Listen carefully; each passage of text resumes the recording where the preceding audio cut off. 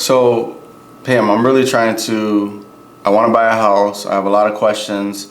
I don't really know where to start because it's my first time purchasing a home or going through the process. So, I just don't know what I don't know. So, if you can just like help me, Yeah. walk through the process. So this is why we actually create these. So sometimes when I host my home buyer events that you saw, it's general information. But what I'd like to do is sit down with someone, talk about their priorities, talk about their goals, and then put a plan together. Okay. Because some people think that when you sit down with me, that you're buying a house tomorrow. Right. And a lot of times it's a plan. Sometimes it's 3 months. Sometimes it's based on your lease. Sometimes it's based on marriage or, things going on, relocating, things like that. So what's really important to me is when we're talking about this is, first of all, just being very open and transparent. Sometimes we got to work on credit. Right. Sometimes we want to talk about extra cash needed. Yeah. So as we go through this, the first questions I usually ask is, what's the motivation? What is it that you want in owning a home? I know it's a dream for some people, but what is it that is the priority? And I know we've talked before, and owning a home is a priority, but it seems like it might really be because you really want your kids to be in a school that you like, right? Yeah, so it's more like the school that I like. Mm-hmm. It's also renting is high, so I figure if I'm paying X amount of dollars for rent, I'm sure that's way more than what I'd be paying for mortgage, or it's close to the same. But you're investing in yourself. But I'm investing in myself, so Okay. that's another motivation. Okay, so technically, what we would want to start with is the kind of home that you want, but it sounds like the priority is definitely the area first. Yeah. Second of all is, what grants are available. So depending on how long you think you're going to be in the home. So right now you're renting. How long have you been renting? I've been renting at the place that I'm at now. So I've been renting there for a little bit over a year, maybe like a year and 3 or 4 months. Okay. So the place that you were at beforehand, though, was a little crowded, right? Mm-hmm. I remember us talking about that. Okay. So when it comes down to finding a place, what we want to do is talk about what that place, how much square footage you would need, all those different pieces. But at the same time, too, is we would want to talk about the actual, are there grants available? Yep. And are you self-employed? Do you have, a pay stub? So we'd want to kind of go through this, and that's kind of why we have this checklist right here. So we kind of go through this checklist of your financials, things like that. Where do you stand? Because what we don't want to do is, let's just say the home that you're looking at, just because a lot of times people come to me and look at houses or online and I want this $500,000 house, but yet their budget really doesn't meet that, right? Right. So what we'd like to do is make sure that we get pre-approved first. So we'll go through those things. Second thing is while we're still talking here, I'd like to go over the process. The first thing that we would do is you do talk to me. Mm-hmm. Then we talk about your goals. If you think that, hey, I need another year based on some of the things I have done, because it's a goal, but it's not the top priority, or my lease is up in a year, right? Then what we'd want to do is start talking at the end of the year. And getting pre-approved right there and then doesn't make a lot of sense. But if you feel like there's some credit requirements where you're hey, I feel like my credit may be challenged, then we'd want to start working with somebody on not credit repair. The word's not credit repair. It's getting you ready to buy. It's talking to you about your actual credit and saying, okay, your score's here. Here's some things to do it.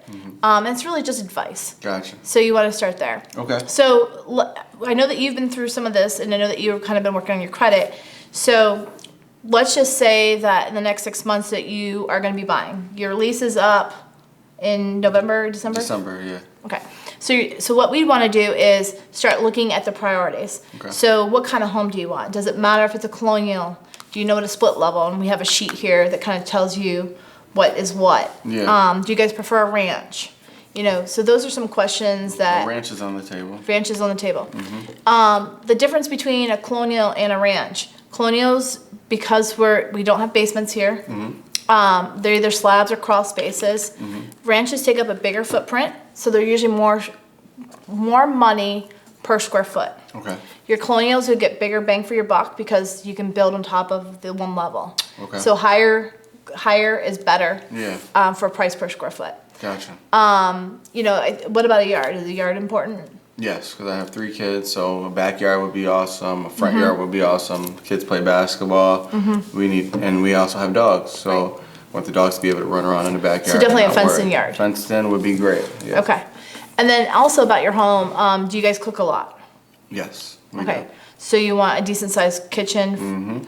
Do you guys eat in front of the TV, or do you guys eat in front of, in the counter, on the dining room table? So right now we mostly eat in we have a kitchen dining room area, and then we have a bigger dining room area. Sometimes Okay. we just pick and choose, but yeah, it's between those two. So the reason I ask that is because there's a lot of houses actually currently that don't have dining rooms anymore, especially in your new construction. They're kind of removing, like even in here, as where we're at, you'll see that there's a kitchen with a big family style countertop. Yeah. And then there's just a little side Right. kitchen table that can also be a dining room when you want it. Right. And that's the way that a lot of the new construction is. So when we bring that up, we talk about that based on the fact of, okay, is new construction an option? Yeah. Because new construction right now is offering lower interest rates, and they're offering a lot of incentives.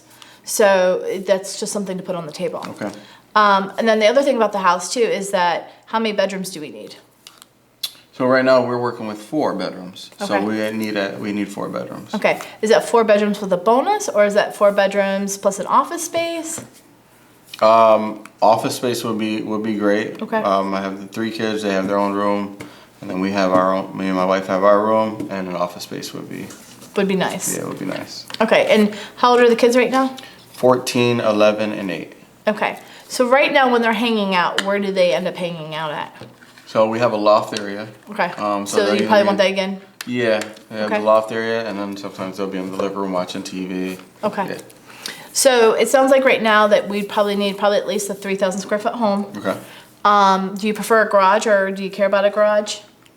If you had an I office would space? prefer a garage, Garage, okay. but if it's not like a super priority. Okay, so we would pretty much want 4 bedrooms with a loft space, bonus space, with an office. Yep. We also would like to have the garage with a fenced-in yard. Mm-hmm. And I know that you said you want it pretty much in a certain school district that we won't mention at this point, but that's where Yeah. you'd want to be at. So our priority would be at this point is, while we know that you're already pre-approved, you're already squared away, what we would do is I'm going to start sending you a weekly list based on those things. Yeah. I'm going to talk to your lender about, each couple houses so that you get an idea of what that true mortgage payment is Yeah. on just some samples. Okay. So that we kind of know the numbers of what those look like. Because you can get pre-approved on paper, but when you affix it to a house, it kind of makes more sense. Gotcha. Because you get true taxes, insurances, all that stuff with it. Gotcha. The second part of it is that what we want to do is, once we kind of set you up on that, I have an app. It shows open houses, things like that. What I'd really like you to do is start driving through some neighborhoods that you want to potentially live in. Okay. And then click on the button that just shows what's available, Okay. or even under contract, so you see what the prices are. Okay. So you can make sure that the prices of the subdivisions you like match your pre-approval. Gotcha. Gotcha. And that's it. And then once we start that, you start seeing stuff, we'll set tours, and we're done. That's awesome. Yeah. Awesome. Okay. And just make sure I'm here every step of the way. So just because once we get a house and we go under contract, I get you right to closing, past closing, Yeah. handyman, all the other stuff that you need. And then you'll help me with like first time home buyers grants. Yep, and the things grants, Like that. the grants and stuff we'll go through. Once you have your pre-approval, like we talked about, a lot of times they'll have the grants already included in that part. So we'll make sure that you know your money. Awesome. Yeah. Thank you. Yeah. So ready to go shopping? Let's do it. Let's do it.